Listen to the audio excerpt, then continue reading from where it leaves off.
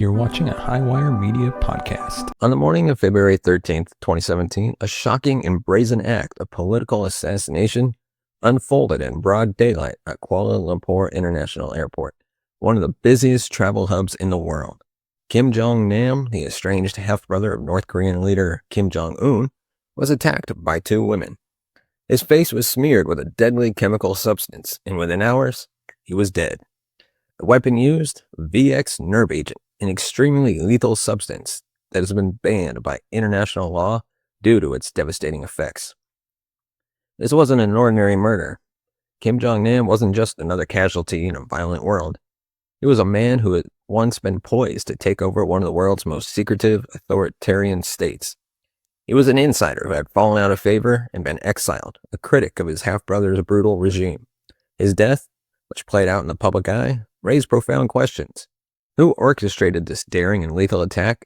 What does it mean when a regime willing to go to such lengths to maintain control eliminates one of its own from within its ranks? How far will North Korea go to protect its power and eliminate those it perceives as threats? Kim Jong-nam's assassination wasn't just about removing a rival. It was a chilling message, a warning to anyone who might dare to defy the iron grip of the North Korean leadership. His death exposed a dark and dangerous side of international diplomacy, covert operations, and chemical warfare, while also shining a light on the vulnerability of individuals caught in the web of geopolitics. This episode into his assassination not only examines the events surrounding that fateful day, but also seeks to understand the political and global consequences that followed. Born in 1971, Kim Jong-nam was the eldest son of Kim Jong-il, North Korea's revered and feared leader.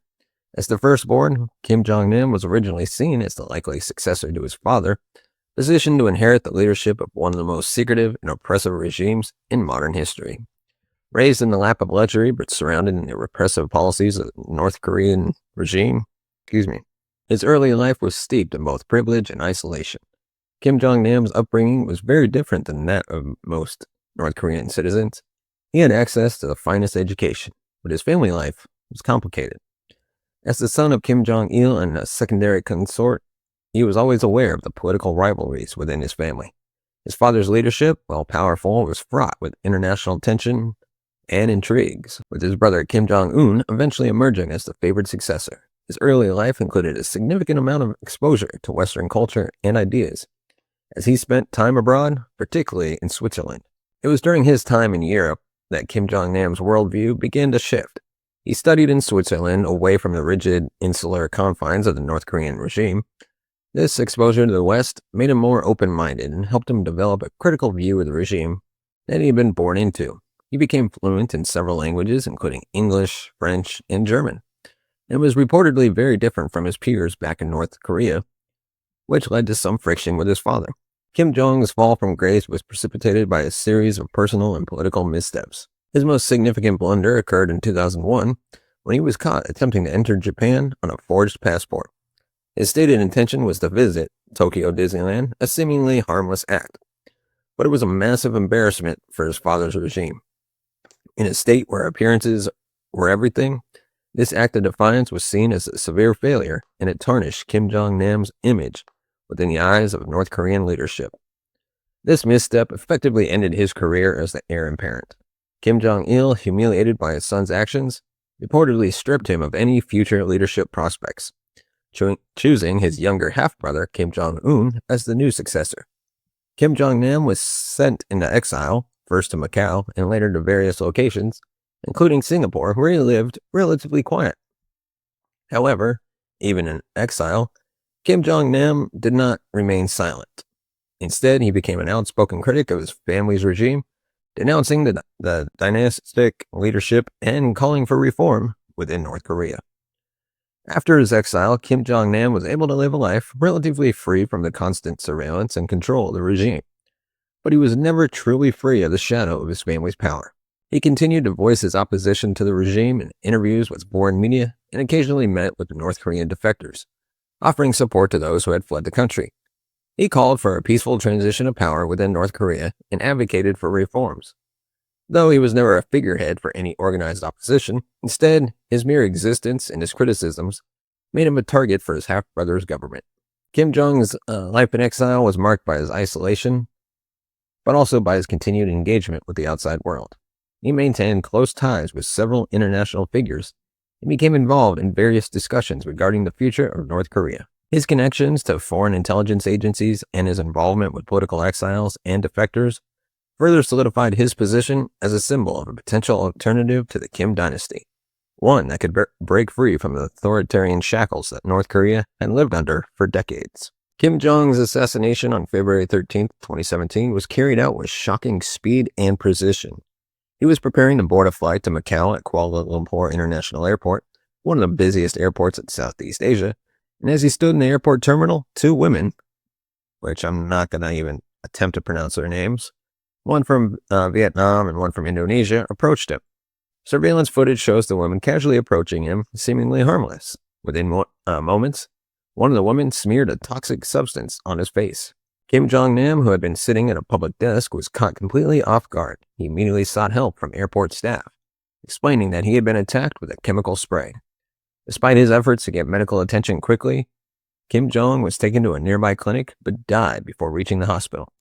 The women, who seemed to have no direct motive, claimed they had been duped into believing they were part of a prank for a hidden camera show. It wasn't until much later that the full scale of the conspiracy behind the assassination began to unfold. What made this assassination so chilling wasn't just the public nature of the attack, but the weapon used. The substance that was smeared on Kim Jong's face was confirmed to be VX nerve agent. VX is a highly toxic chemical classified as a weapon of mass destruction under international law. It attacks the nervous system, causing paralysis, respiratory failure, and death within minutes of exposure.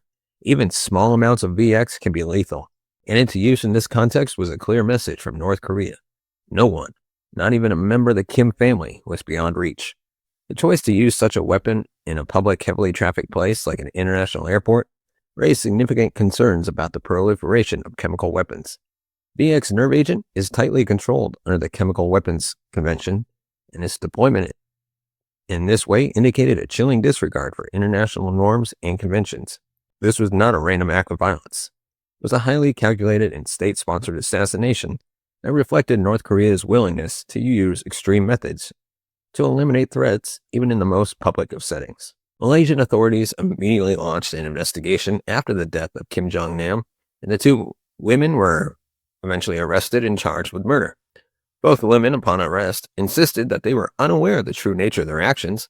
They claimed they had been recruited to take part in a prank for a hidden camera show, and that they had no idea they were smearing a deadly nerve agent on Kim Jong-nam's face. Their defense was compelling, and in the initial stages, it seemed as if they might have been innocent pawns in a larger geopolitical game. However, the investigation quickly unraveled a more sinister plot, revealing that the two women had been manipulated by North Korean agents. Surveillance footage and telephone records tied the women to a larger group of North Korean operatives, who had provided them with the VX nerve agent and instructed them on how to execute the assassination. As the pieces of the puzzle began to fall into place, it became clear that this was no ordinary murder. It was a highly organized operation carried out by the North Korean state. Further investigation revealed that 4 North Korean men who were present in Malaysia at the time of the assassination played an instrumental role in orchestrating the murder. These men were believed to have provided the women with the nerve agent and instructed them on how to carry out the assassination. These operatives immediately fled Malaysia after the killing, and their whereabouts still remain unknown. Despite mounting evidence pointing to North Korean involvement, the regime denied any connection to the murder. North Korean officials insisted that Kim Jong-nam's death was a domestic issue and refused to acknowledge the use of a VX nerve agent. Their denials, however, did little to convince the international community that the regime was not responsible for the assassination. In the wake of the assassination, both women were charged with murder. However, the legal proceedings that followed were rather controversial. In March 2019, one of the women was unexpectedly released after the prosecution dropped all charges against her, citing insufficient evidence. This move was met with mixed reactions, with many speculating that her release was politically motivated in an attempt to ease tensions between Malaysia and North Korea. The other woman's trial continued, and she too maintained that she had been duped into participating in the assassination. Her defense argued that she was unaware of the deadly nature of the substance she had been given to apply to Kim Jong's face. In April 2019, the court decided not to pursue the murder charge against her, convicting her instead of causing injury. She was sentenced to 3 years and 4 months in prison, but was released after serving the time already spent in detention. The contrasting outcomes of the trials raised questions about the fairness of the legal proceedings and whether external political factors played a role in the decision. The case also highlighted the difficulties of prosecuting individuals involved in politically charged state-sponsored assassinations. Kim Jong-un's assassination had a profound impact on diplomatic relations between Malaysia and North Korea.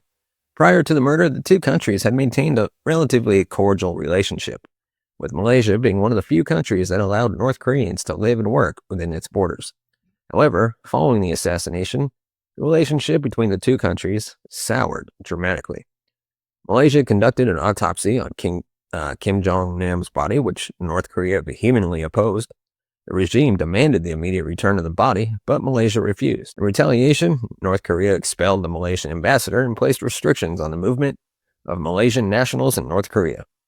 Malaysia responded by expelling the North Korean ambassador, and both countries imposed travel bans on each other's citizens. China, North Korea's closest allies, was caught in a difficult position after the assassination. While China had supported Kim Jong-nam during his time in exile, it was also committed to maintaining stability in the region and avoiding further confrontation with the U.S. and other Western powers.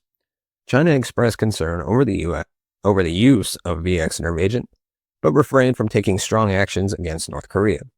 This cautious approach reflected China's broader strategy of maintaining a delicate balance between supporting North Korea and adhering to international norms. The use of VX nerve agent and the involvement of North Korean operatives in the attack left little doubt that Kim Jong-nam's assassination was a state-sponsored operation. Many experts believe that Kim Jong-un ordered the killing, viewing his older half-brother as a potential rival who posed a threat to his grip on power. Kim Jong-nam's criticisms of the regime and his potential role as a figurehead for opposition movements made him an ideal target for elimination. And the involvement of the two women in the murder raises important ethical questions.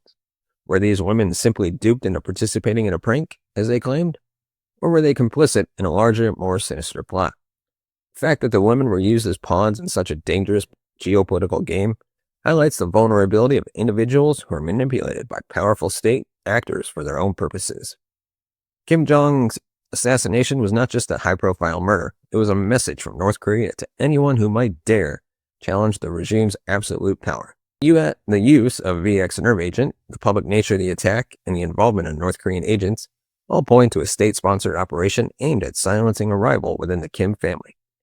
The diplomatic fallout, legal proceedings, and ongoing mysteries surrounding the assassination have left a lasting legacy, illustrating the ruthless measures that regimes like North Korea will take to maintain control, no matter the cost.